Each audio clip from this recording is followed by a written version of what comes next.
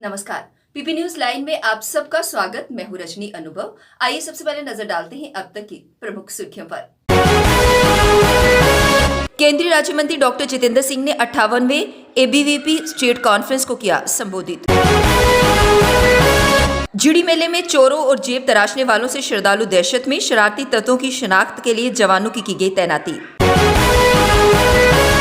जम्मू पठानकोट राष्ट्रीय राजमार्ग पर सांबा में फिर हुआ बड़ा सड़क हादसा, एक व्यक्ति घायल। और आम आदमी पार्टी ने प्रेस कॉन्फ्रेंस को किया संबोधित।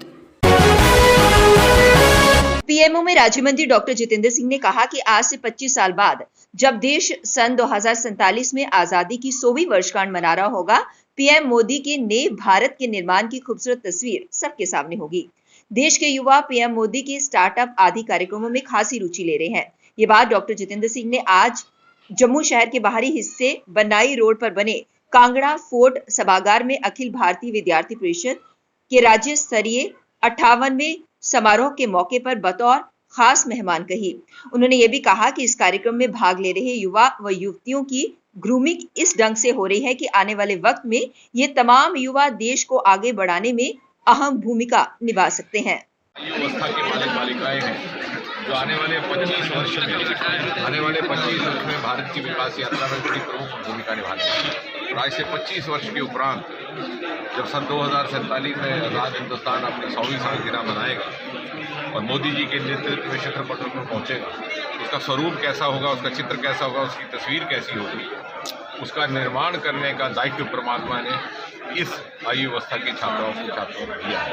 ये टेक्नोलॉजी ड्रिवन युग के संतान भी हैं, ये इनोवेशन और स्टार्टअप युग की संतान भी हैं। इनकी प्रतिभा, इनकी योग्यता, इनकी क्षमता किस प्रकार अनुकूलता से उपयोग में आए, वो इनके लिए भी चुनौती का विषय है और इनके लिए अवसर भी है। और जो हमारी पीढ़ी के लोग हैं उनके ऊपर ये दायित्व है किस प्रकार इनका क्षमता निर्माण करके, इनकी कैपेसिटी बिल्डिंग करके इनको अपनी पर्याप्त भूमिका निभाने में इनको सक्षम बनाए। उत्तर भारत के सबसे बड़े किसान मेले जीडी में इन दिनों चोरों और जेब तराशने वालों की वहां आने वाले श्रद्धालुओं में दहशत है। मेले में भीड़ की आड़ में लोगों का सामान व जेबों से पर्स निकाल लेने वाले गिरोह सक्रिय है।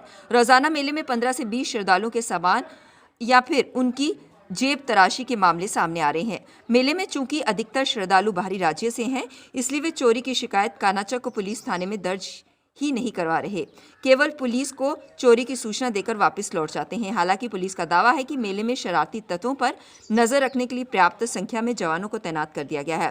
इस वर्ष जीडी मेला 7 नवंबर को शुरू हुआ था और 16 नवंबर को समाप्त होगा। स्थानीय प्रशासन की माने तो अब तक मेले में 5 लाख से अधिक श्रद्धालु आ चुके हैं और रोजाना श्रद्धालुओं की भीड़ बढ़ती जा रही है। यही कारण है कि भीड़ के बीच चोर व लोगों की जेब तराशने वाले लोग इसे बेहतर अवसर मानकर भीड़ में शामिल हो जाते हैं और लोगों को सामान चुराकर वहां से भाग निकलते हैं। जम्मू पठानकोट राष्ट्रीय राजमार्ग सांबा में आज फिर एक बड़ा हादसा पेश आया, जिसमें एक ट्रक पलट गया। इस हादसे में एक व्यक्ति घायल बताया जा रहा है, जिसे उपचार के लिए नजदीकी अस्पताल ले जाया गया, जहां उसका इलाज जारी है। वहीं पुलिस ने मामला दर्ज कर जांच शुरू कर दी है। आम आदमी पार्टी ने आज एक प्रेस कॉन्फ्रेंस को संबोधित किया, जिसमें उन्होंने आने वाले समय में पार्टी की नीतियों से लोगों को अवगत करवाया। एक रेगुलराइजेशन पॉलिसी बने, इनकी प्रमोशन पॉलिसी बने, ताकि ये भी अपने जीवन का निर्वाह आदर के साथ कर सकें।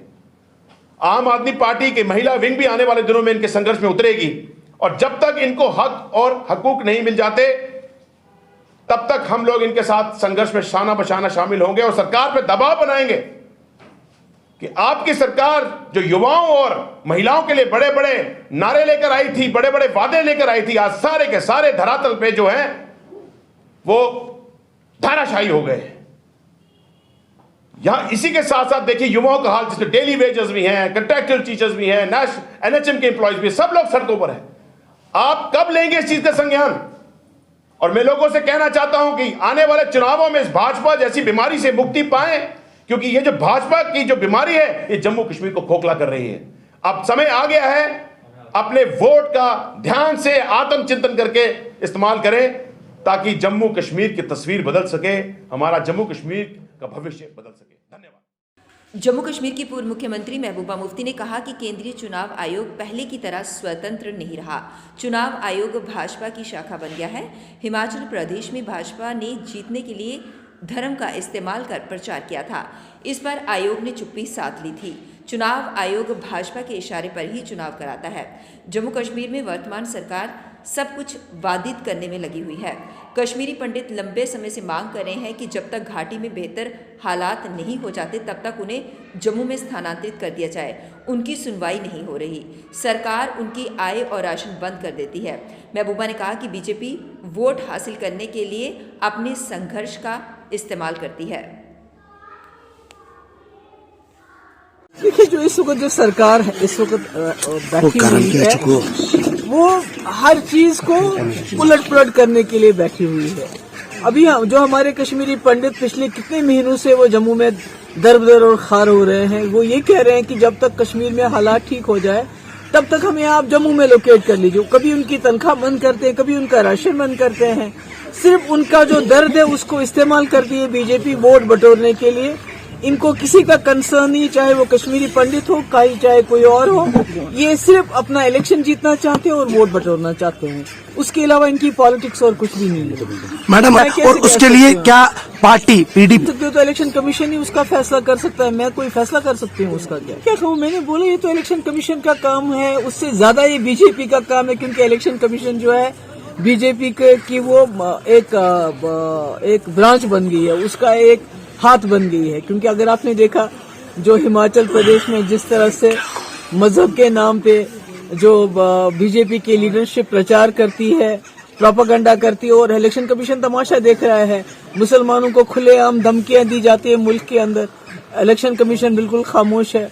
तो इलेक्शन कमीशन तो कोई इंडिपेंडेंट नहीं है जैसे पहले होता था। इस मुल्क को, हिंदुस्तान को फख्र था।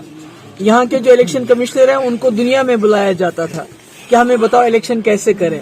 मगर आज हमारा इलेक्शन कमीशन इतना सबवर्ट किया गया है कि वो एक कठपुतली बन गया है। इसलिए इलेक्शन कमीशन वही करेगा जब उसको बीजेपी इशारा देगी इलेक्शन करना है तो इलेक्शन करेंगे।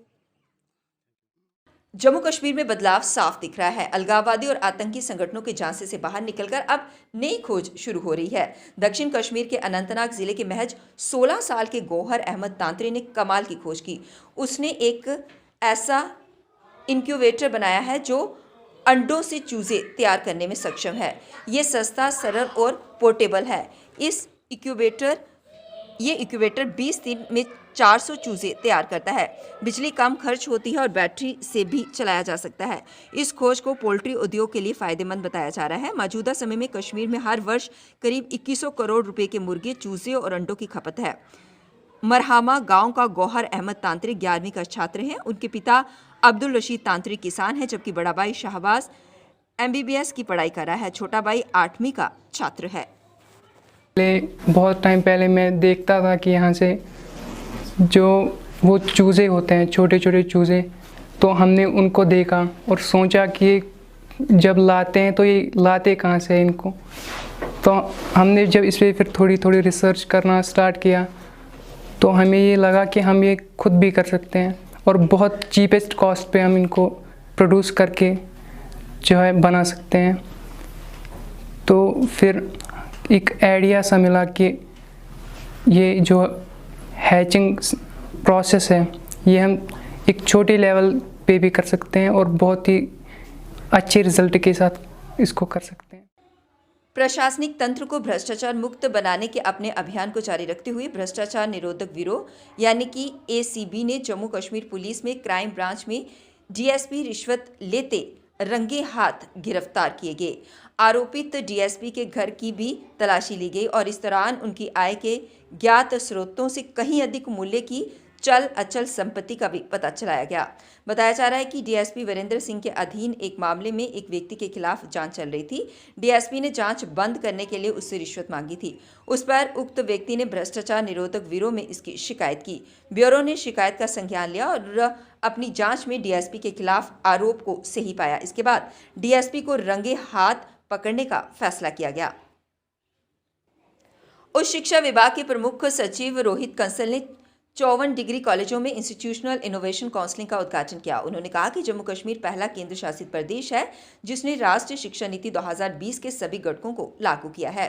महिला कॉलेज गांधीनगर में आयोजित समारोह में प्रमुख सचिव ने 54 सरकारी डिग्री कॉलेजों में इंस्टीट्यूशनल इनोवेशन काउंसलिंग का उद्घाटन किया।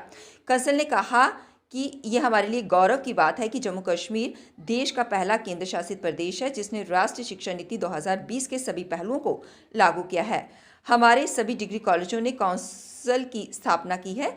54 मान्यता प्राप्त डिग्री कॉलेजों ने अपने कॉलेजों में काउंसिल स्थापित किए हैं। शेष 69 कॉलेज प्रवक्ता के रूप में कार्य करेंगे। इन काउंसिल को और इन 54 कॉलेजों में संचालित होने वाली सभी गतिविधियों का लाभ मिलेगा। उन्होंने कहा कि 142 डिग्री कॉलेज अब अधिकांश आधुनिक नवाचार प्रणालियों के लाभार्थी हैं और उन्हें केंद्रीय शिक्षा मंत्रालय के नवाचार पारिस्थितिक तंत्र का लाभ और समर्थन प्राप्त होगा। डेमोक्रेटिक आज़ाद पार्टी के अध्यक्ष गुलाम नबी आज़ाद ने कहा कि जम्मू कश्मीर में जल्द से जल्द विधानसभा चुनाव कराकर अनिश्चितता की स्थिति को दूर करने की जरूरत है। उन्होंने ये भी कहा कि पिछले 8 वर्षों के दौरान जम्मू कश्मीर में राजनीतिक अनिश्चितता की स्थिति बनी है क्योंकि इन 8 वर्षों के दौरान कोई चुनाव नहीं हुआ है। इस स्थिति को समाप्त करने के लिए विधानसभा चुनाव जरूरी है, इसलिए केंद्र सरकार को इस संबंध में जल्द से जल्द फैसला लेना चाहिए। अब वक्त हो चला एक ब्रेक का, मिलते हैं ब्रेक के बाद। मजबूती की पहचान ACC cement, messrs Bishandas Jaswal and sons, authorised stockist, ACC cement, 45 transport Nagar, Jammu. रंगीन खबरों की परत दर परत खोलता है तबसरा, बयां करता है खबर के पीछे की कहानी। तीर पंचाल से सब कुछ दिखता है।